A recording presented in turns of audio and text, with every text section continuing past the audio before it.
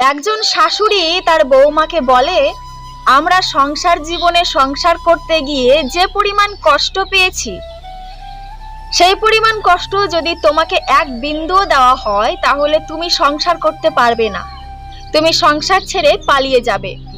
আর একটা মা তার মেয়েকে বলে, আমরা সংসার জীবনে সংসার করতে গিয়ে যতটা কষ্ট পেয়েছি তার এক বিন্দুও কষ্ট যাতে তোকে পেতে না হয় সেই রকম ফ্যামিলি দেখে তোর বিয়ে দেব, ভালো পরিবার দেখে তোর বিয়ে দেব যাতে তোকে কষ্ট করতে না হয় জীবনে।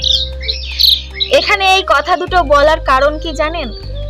যিনি শাশুড়ি বৌমাকে কথাটা বললেন তিনি বৌমাকে কষ্ট দিতে চান বলে সেই কথাটা বললেন, আর যেই মা তার মেয়েকে এই কথাটা বললেন সেই মা তার মেয়েকে সারা জীবন সুখে দেখতে চান বলে এই কথাটা বললেন।